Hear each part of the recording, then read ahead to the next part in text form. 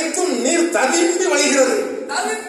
விவசாய பெருமக்கள் விவசாயத்தில் நன்றாக செழிப்போடு வளர்த்துக் கொண்டிருக்கின்றார்கள். ஆமா, நமது நவதானியங்கள் நெல், சோளா, கம்பு, கேழ்வரகு இது போன்ற நவதானியங்களை விளைத்து மக்கள் ஆரோக்கியத்துடன் நல்ல சுறுசுறுப்புடன் இருந்து கொண்டிருக்கின்றார்கள்.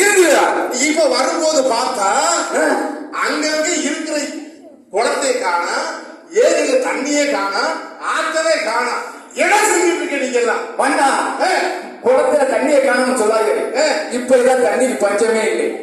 தண்ணிக்கு பஞ்சமே? ஆமா பண்ணா. எந்த தண்ணியடா நீ கூறுகிறாய்? அதாவது என் மக்கள் எல்லாம் நல்லா 100 நாள் வேலைக்கு போய் நல்லா சம்பாரிச்சு காசு கொடுக்குறாங்க. சந்து சந்துக்கு தண்ணி எல்லாம் கிடைக்குது பண்ணா. சந்து சந்து கிடைக்குதா? என்னடா தண்ணி? நான் என்ன குடிக்கிற தண்ணி கேட்ட நீ இதை மண்ணா? அது குடிக்கிற தண்ணி தானே. குடிக்கிற தண்ணியா? மானம் கெட்ட மானிடா. மக்கள் தாகத்தால் தவித்துக் கொண்டிருக்கின்றார்கள். நீ எந்த தண்ணியை மண்ணா? அதுக்கு என்ன சொல்லலாம் கூறுங்கள்.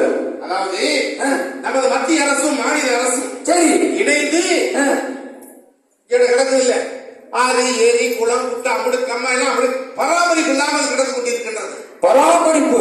ஆமா. சரி பண்ணா. இதனால மக்களை எல்லாம் ஒன்று திரட்டி சரி மக்களுக்கு 100 நாளைக்கு வேலை கொடுத்து அதெல்லாம் சரி பண்ணி சரி நம்ம ஆறு, ஏரி, குளம், குட்டை பூரா தண்ணி நிறைச்சு மீண்டும் பழையபடி மக்கள் எல்லாம் சந்தோஷமா இருக்கிறதுக்காக இந்த திட்டத்தை வந்து நான் கொண்டு வர்றோம். இந்த திட்டத்தை கொண்டு வந்திருக்காங்க. ஆமா சரி.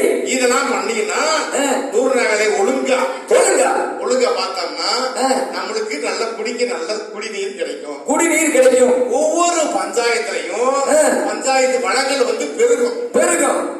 பஞ்சாயத்து வளங்கள் பெருகுதா? கண்டிப்பா. பஞ்சாயத்து வளங்கள் பெருகும் போது